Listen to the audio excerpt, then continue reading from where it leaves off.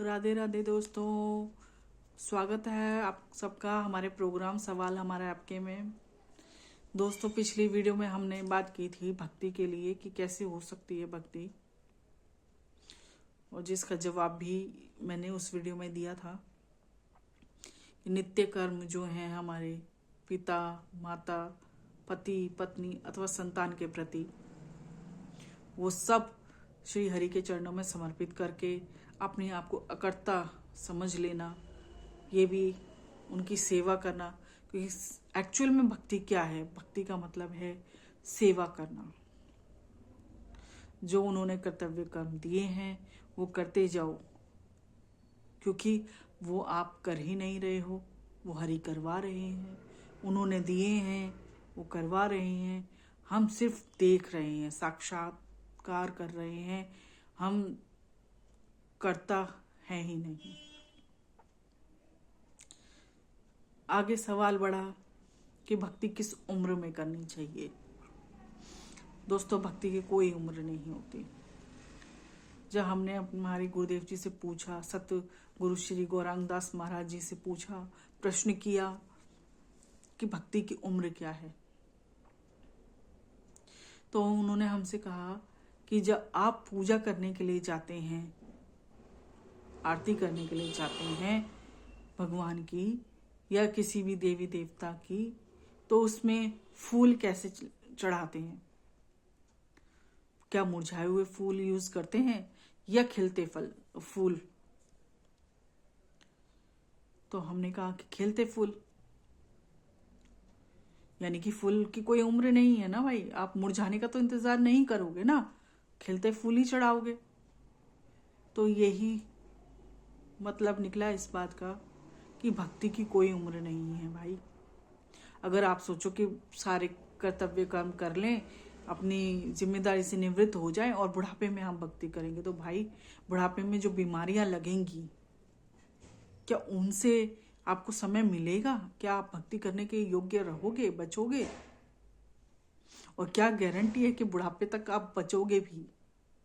क्योंकि काल तो मुंह खोले खड़ा ही है।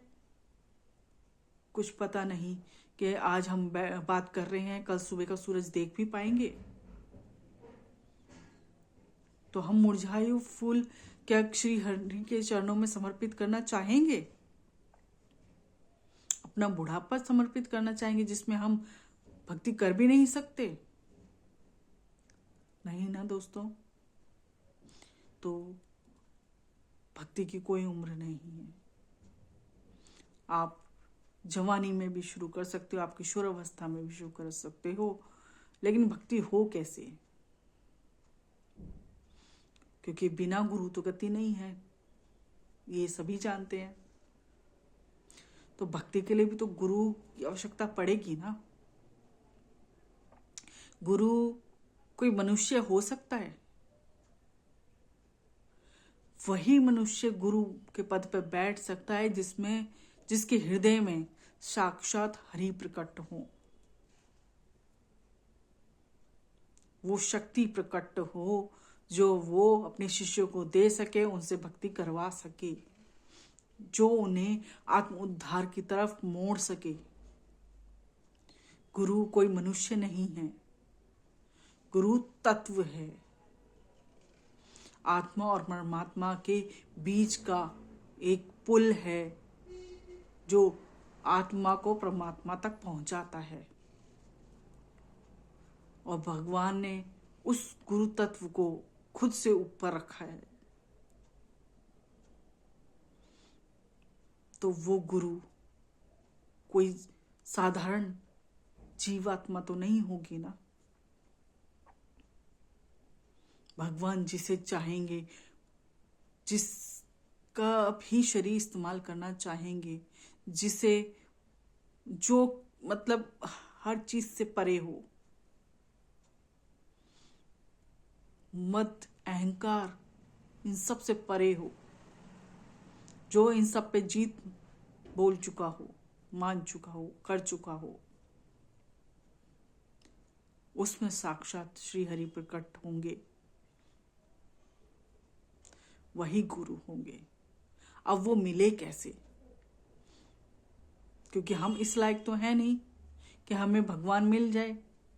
और साक्षात भगवान तो हमारे आगे ये नहीं आकर नहीं कहेंगे कि चलो हम आपका आत्मोद्धार करवाते हैं। उसके लिए तो गुरु की आवश्यकता होगी ना। संकल्प हमारा हो सकता है आत्मोद्धार का, लेकिन कराए कौन? गुरु। तो हम सिर्फ इतना कर सकते हैं कि भगवान से प्रार्थना करें, पुकारें उनको कि हम अपना आत्मोद्धार चाहते हैं, हमारी रक्षा करो। सच्चे हृदय की पुकार भगवान सुनते हैं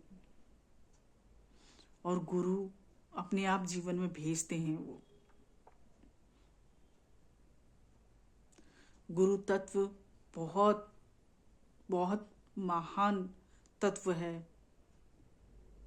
अगर भगवान ने अपने ऊपर से भी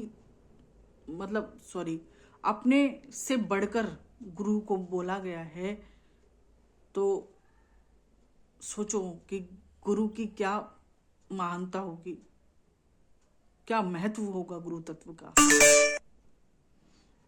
तो दोस्तों,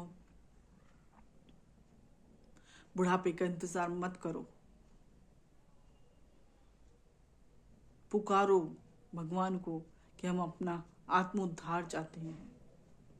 हम इस 84 लाख योनि में भटकना नहीं चाहते हैं। जितनी श्रद्धा और सच्चाई से, सच्चे हृदय से पुकारोगे, देखना भगवान जरूर सुनेंगे, भगवान कृपा जरूर करेंगे। और इस बात का मुझे पूरा यकीन है कि भगवान साथ देते हैं, कृपा करते हैं। वो तो पापी से पापी जीव को भी ताड़ देते हैं, नहीं देखते उसके पाप। जब उनको कृपा करनी होती है, वो अहितु की कृपा कर देते हैं, चाहे गुरु द्वारा करे, चाहे वो साक्षात आकर के करे।